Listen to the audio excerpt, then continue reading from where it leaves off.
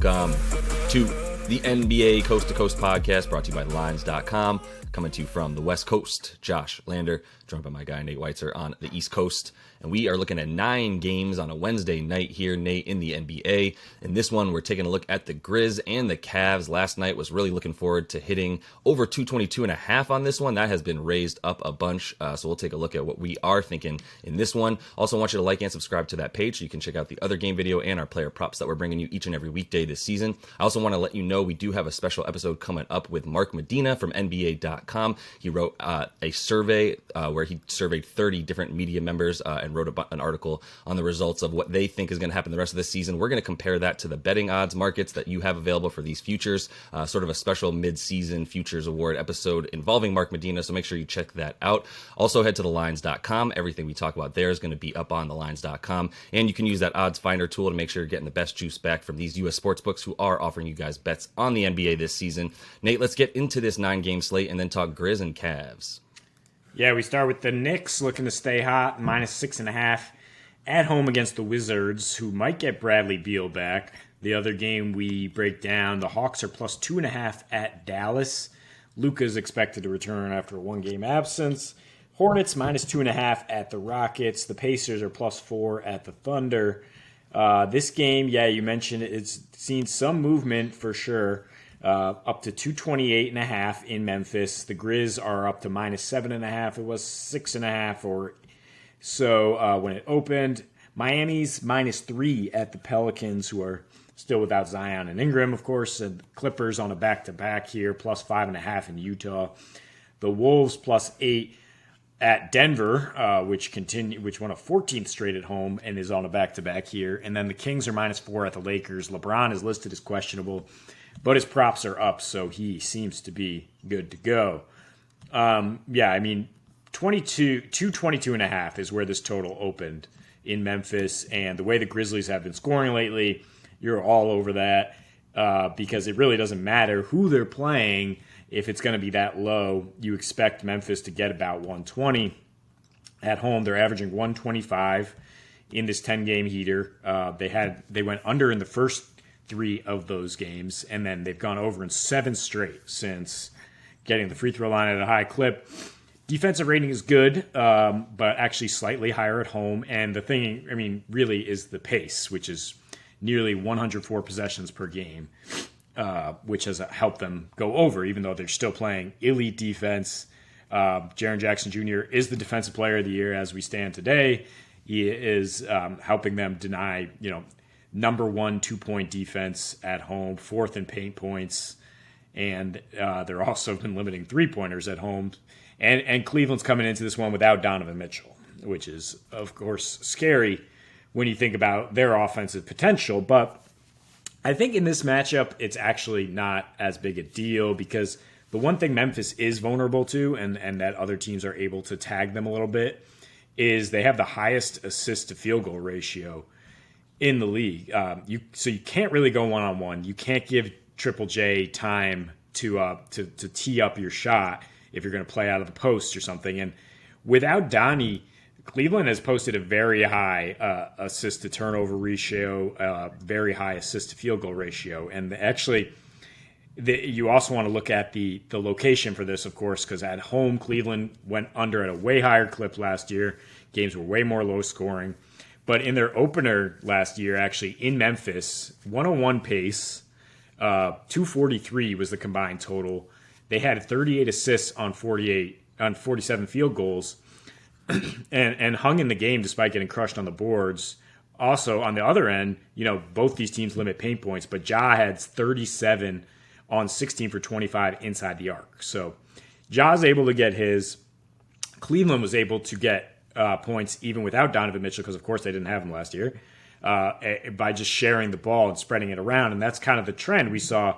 They're 2-3 without Donnie, but they have shown some potential, including against Denver in a very similar spot here a week ago or so, posting a 30-6 assist-to-turnover ratio.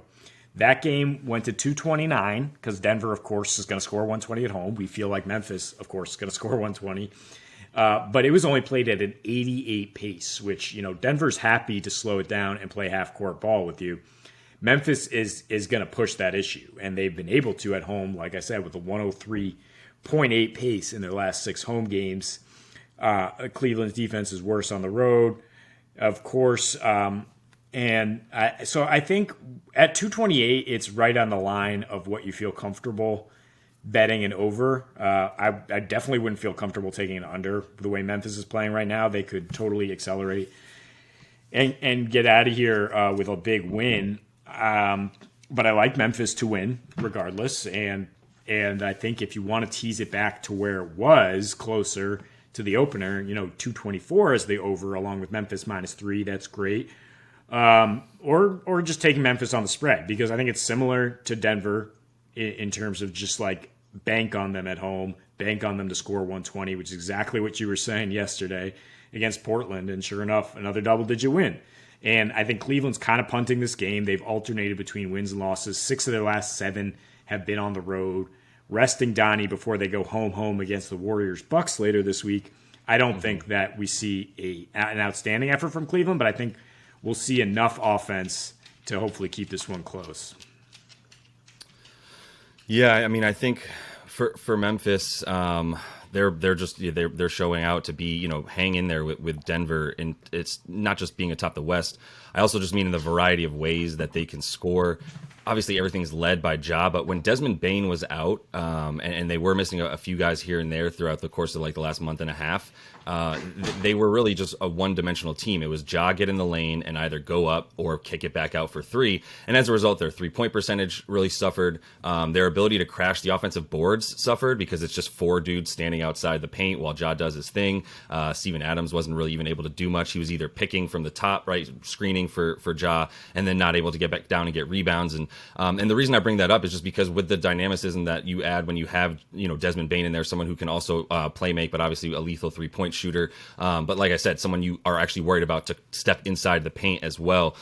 You also allow guys to crash the boards, and boards are so important. Cleveland dominates them, but Memphis does as well. And I think you'll see a lot of Steven Adams in this game when you look at the way that they're scoring at home, percentage points, from fast break. I was kind of hoping maybe Cleveland didn't get back on defense as well to help our over. That's not true. They get back to the tune of limiting the 7th least, fast break points for their opponent. And then same thing for points in the paint. We know how much they both sort of, enjoy feasting and dominating down there. But I think what you said also really makes a lot of sense of why you can expect points in this one. Once again, adding Desmond Bane in there. When he is in there, they actually do add up a few more assists per game this season as opposed to when he's out. And there's a pretty good sample size of him being out this season, missing roughly 16 games. But the percentage of their field goals that are assisted, that's the dynamicism I'm talking about as well. Like, you have the ability to move the ball around. It's not just Ja drive and kick and hope there's a wide open 3 after 1 or 2 passes, and that's your ball movement. Now you have a lot more guys cutting and getting into the paint and moving out of the paint, etc. And that's why they've got one of the higher percentages of their field goals being made after getting an assist, and that's like what you said exactly in terms of keeping this Cleveland team on its toes. If Donnie was in this game, like, I would just lock it up. It would just be like, cool, Donnie versus Ja, go, and Darius Garland and Desmond Bane each add 20 to 25. And we're easily over 228 in whatever you really even want to talk about. Donnie being out is obviously hurts their offense a bit, but obviously Darius Garland also steps up, scores 6 more points a game, doesn't really hurt his percentages, keeps a really efficient pace there, and then continues to get 10 plus assists a game as well in those situations. So he still keeps the offense moving, and there are 2 big guys that can match up maybe pretty well with Steven Adams and Jaren Jackson Jr., but right now that is the best defensive duo down low that we can find, as you said, with the way Triple J is playing. So some of the things scare me about the over here because of the fact that, these teams limit what the other one does so well on offense, and really for most importantly, what Memphis does on offense, even though they're going absolutely bananas right now. So I think what I'm getting myself to is, I'd really like I'd like Memphis to win this game. I do like them to kind of at least, pull away a bit in the fourth quarter. And I would be looking to probably parlay this with one of the other 9 games and just take a money line in this one. I know it feels a little bit fishy, but I think with 9 9 games tonight. There's a couple other games I feel really, really comfortable about each team at least pulling out a W without needing to necessarily cover, and including the Pacers and Thunder game that I'm just loving this Thunder team. I hope everyone is watching what they're doing. They're at home against the Halababy-less Indiana Pacers team, so that right there is already a nice little parlay that gets you above even money if you like adding the Thunder. But Memphis to win for sure. Just 8 is starting to get a little bit high for me against a Cleveland team that plays such good defense. Yeah, but I am most worried about the Cleveland offense without Donnie, with their 30% 3-point shooting in their last 3 games here. They're struggling defensively in the third quarter, which I think is another angle you can look at here in terms of live betting Memphis. If they don't get off to a hot start, they're leading the league in third quarter points, and they're totally just hitting the gas and pulling away from teams, sometimes literally, in terms of actually getting out to the open floor and scoring in transition.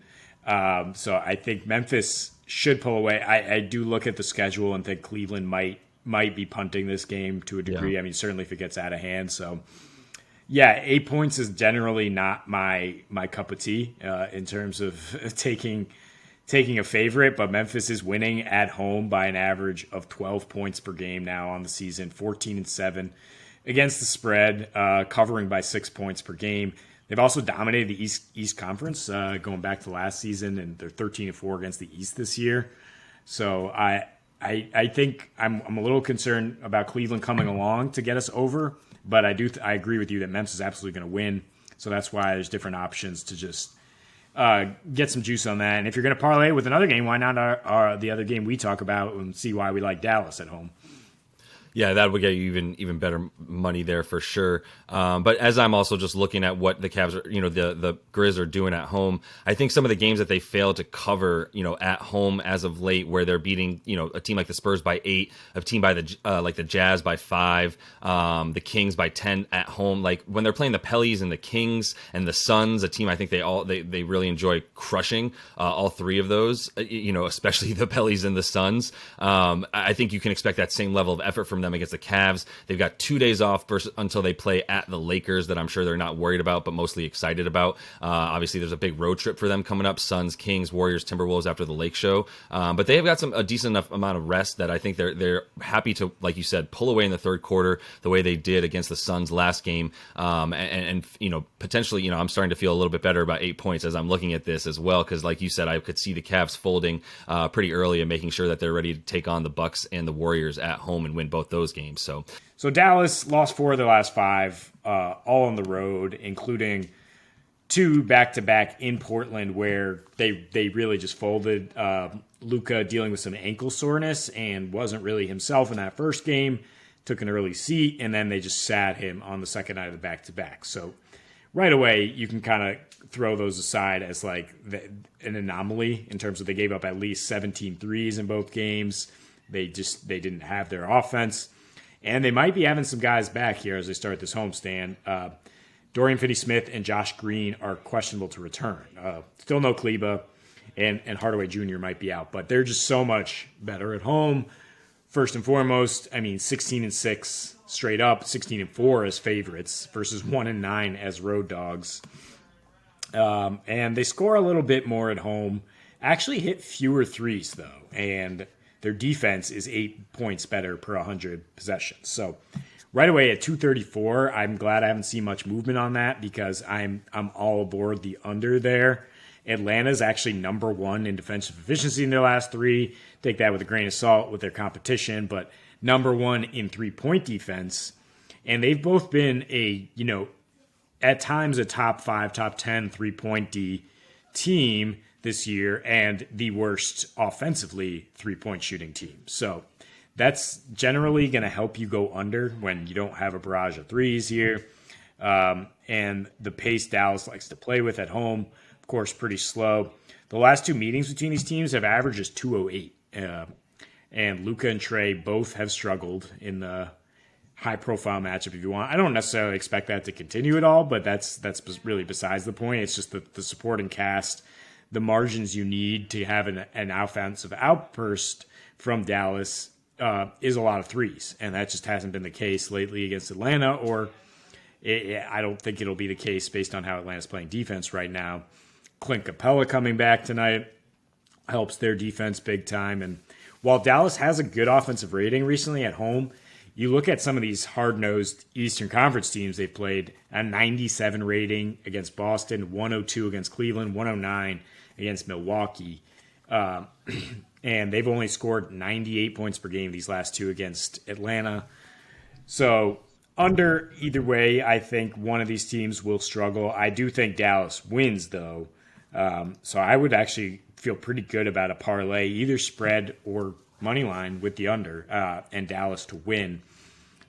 Or you might want to look at another game on the slate and just parlay one of those results. Yeah, which I know we were talking about a little bit in that Memphis video.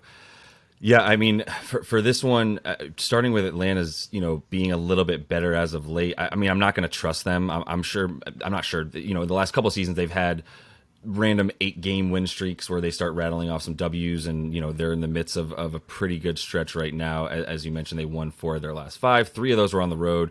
The 3 on the road where they had all those efficiencies and stuff, like you already kind of set me up to say they beat Indiana with no Halliburton, Toronto, who's been better on offense as of late in the last 4 games or so, scoring over 125, and then the Clippers, who we know are awful on offense. All of those offenses suck, really, and even really in their last roughly 7 games where they've gone under in 5 of those, there's been some pretty high totals, but that's what we have today, which I'm happy to say 233.5 is very hard, 232.5 depending where you find it, still very high. The offenses that they have been playing going under against are all, basically the Clippers, the Heat, and the Bucks are all in the bottom 7 in terms of offensive efficiency. Then you got the Pacers and the Lakers all in the middle of the pack in Toronto as well.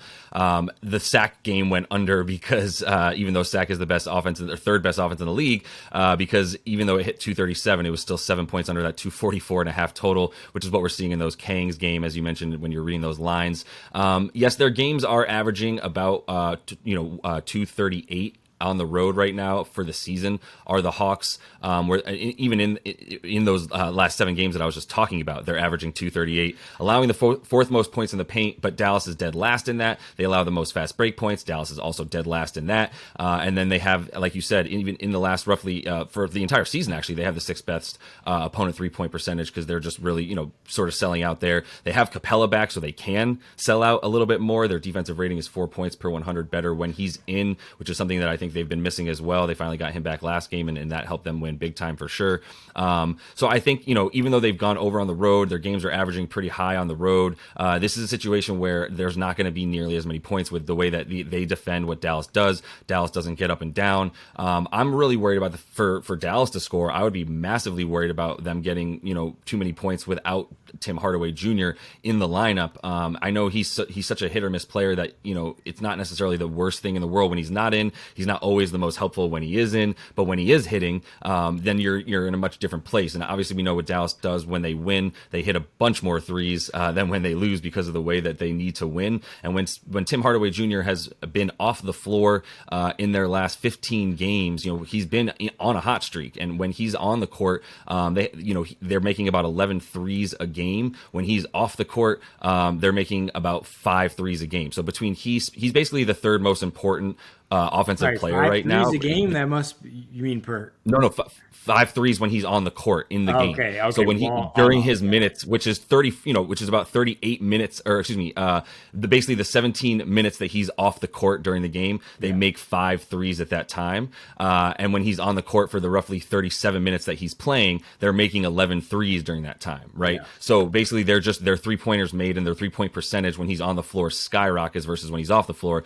and he's playing about 38 minutes a game. So, he's on there for a ton, and that's so crucial to what they do. The assists also go up when he's on the floor because of the fact that, Luka's finally getting someone to finish the passes that he's making to them to get them wide open. So I think he's just become way too important to what Dallas's offense is this season when you don't have guys like Kleba and Dorian Finney-Smith who have missed just so much time. Even Dwight Powell, like you're really looking for other guys to score outside of Luka, Spencer Dinwiddie, and the occasional really good Christian Wood game. Tim Hardaway Jr. is just as important as Christian Wood right now, and without him, I think this offense is going to be pretty stifled. Yeah, that's a good point. I mean, Hardaway is kind of the anomaly, the flamethrower off the bench that can that can change things, or when he starts, whatever. Wood, I mean, it's having more than just the occasional good game, though. He's been on quite a heater lately, and both him and Bullock coming around offensively, but that seems to have, inspired them to play better defense. And you look at what Dallas has done. Before those Portland games, you talk about the Clippers being a bad offense. Well, they held the Clippers to 101, still impressive even against a bad offense. And then we were all over the under against the Lakers, a team that, was the last time the Hawks went over when they played the Lakers because of their pace. And then they still go under with the Lakers in double overtime. So I think if you really toss aside those Blazers games as just a total anomaly for Dallas, you say they're starting to play the same type of defense we saw last year, where they were top 5 defense, where they were incredible at home and played at the slowest pace in the NBA at home, driving unders. And they do get a little bit of a rest break here, and they're 6-3 to the under on 2+ days off, going under by 6 points per game. So, I mean, Atlanta also struggles down the stretch to score. We've talked about in a lot of games here, and if there are some new guys coming back like DFS and Capella, neither of those guys are like instant offense, like going to fit right in. So I worry about that in terms of the chemistry. And I worry about both John Collins and Christian Wood going up against each other, like a little bit of cancellation, that they're pretty good matchups. I don't think either of them is going to have a huge offensive game going against each other. And therefore, I don't think we're going to see a lot of points back and forth. Yeah, solid matchup for the under. Do like Dallas to potentially pull it out, but even like I've been saying, the lack of Tim Hardaway Jr. scares me and what I think that they can do on offense. Still, 2.5 is a pretty small spread. We'll see if Atlanta can continue any kind of efficiency on defense at home. But either way, I don't think they're going to need it quite as much with the slow pace that I think we can expect in this one. So let's go ahead and jump right into your first player prop here, Nate. We've got a guy named Kristaps Porzingis.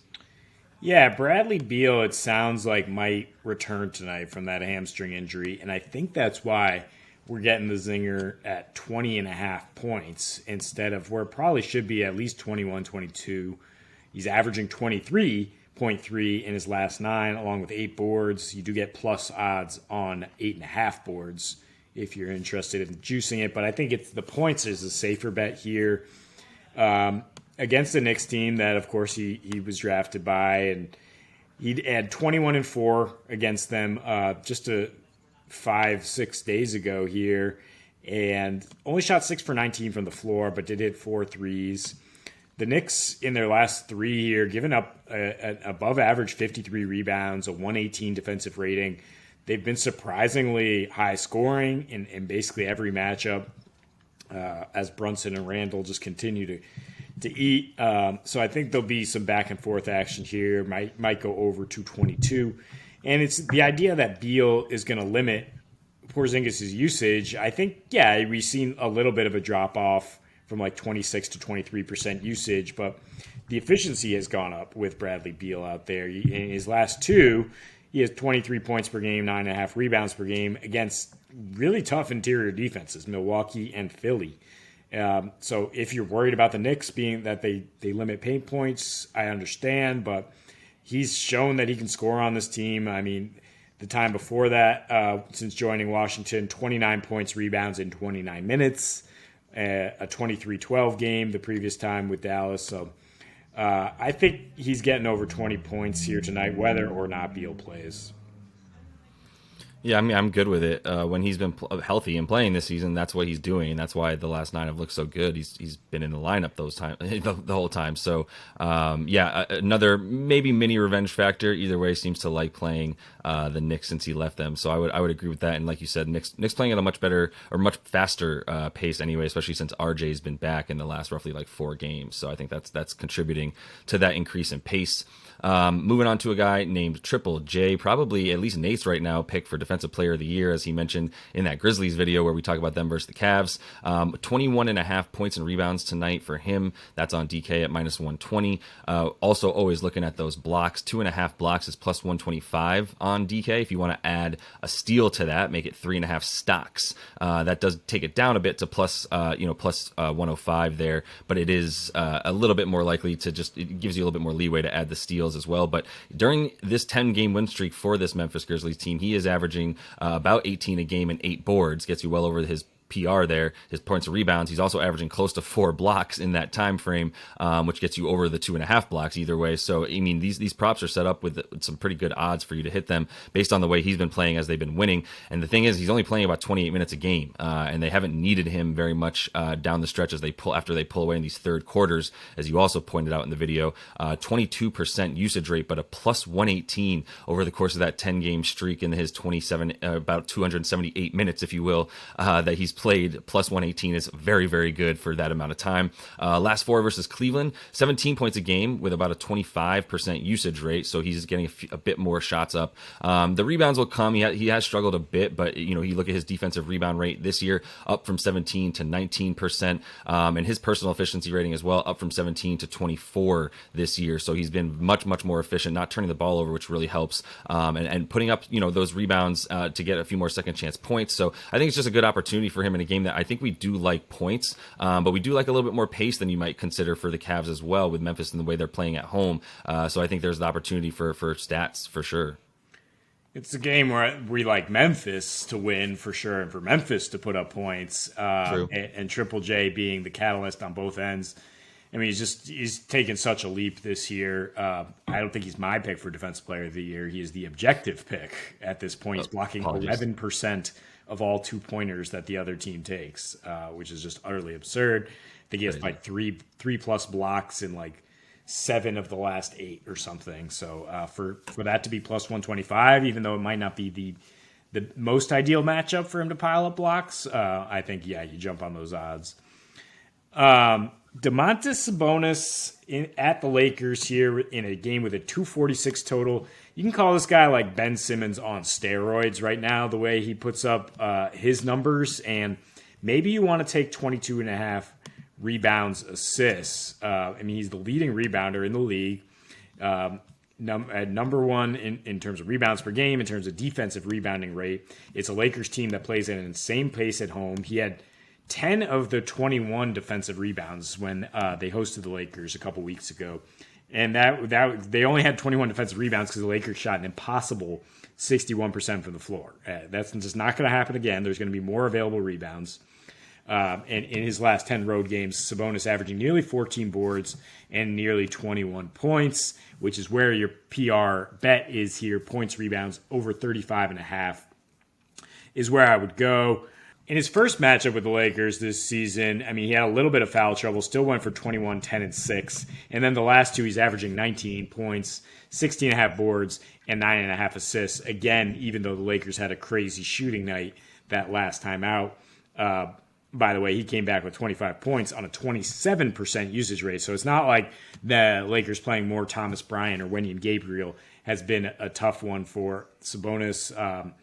And like I said, the rebounds and assists, just a constant triple-double threat. You're not even getting very good odds on the triple-double in a win for Sabonis. I did check that, and that's just not worth it.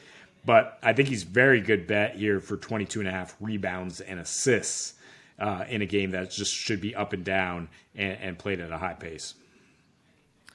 Yeah, I mean, I think if you take rebounds and throw it into whatever you want with him, you should feel pretty good about it. They're obviously very, very high at about 15.5, right? Or so for 14.5, depending where you find it, just for him to get that. But I mean, for him to get 2 more rebounds, let's say, than his average on the season doesn't feel like it's impossible against a team where, like you said, the Lakers are just playing at a pace where they're going to be scoring close to 270 every time they're playing at home with a team that can keep up with them. And even against the Rockets the other night, a team that couldn't really keep up with them, still scoring a ton of points to get close to 240 and over. But either way, Sabonis should be an all-star in my opinion. It's pretty crowded, but the 36 PR for him feels like a pretty good bet, even though it's high, but it is really, really good odds for him. So I think, like I said, adding rebounds to anything that you take with him tonight feels pretty good. So let's close this one out, Nate, with a guy that's been super hot, Josh Giddey, on the Oklahoma City Thunder, who have been on a tear as well as of late,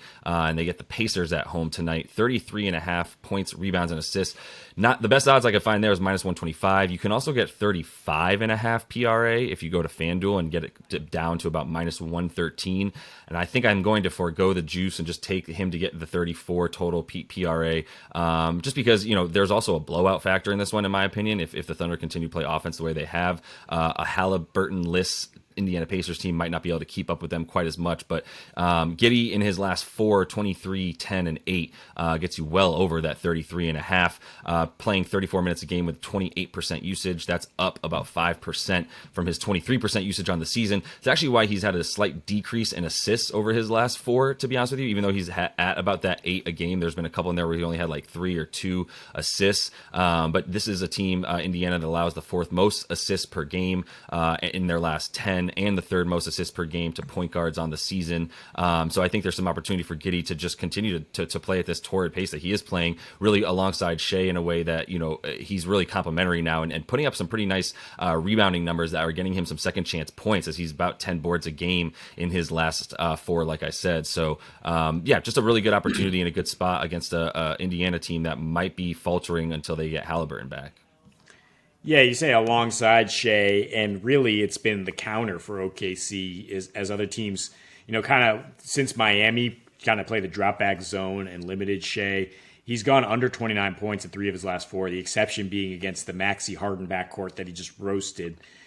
So under 29.5 points is scary against a team that plays pretty poor defense on the road. But I think you can kind of take the same angle by saying over on Giddey, because the Thunder, when they get the ball out of his hands, then the Thunder just start playing through Giddey and they start moving it around. And we saw some explosions, including a 150 on the Celtics, even with SGA out of the lineup, because Giddey has been that kind of catalyst. Yeah, 100%. Yeah, with him in an offense, he can pretty much create that instant offense. He's so freaking tall, gets those rebounds, and then just starts the break, which is huge. So love him tonight. Continue to follow along with us. Like and subscribe to that page. Check out our episode coming up with Mark Medina about those future awards and his great article surveying the media about what they think is going to happen this season. So until we see you next, happy betting.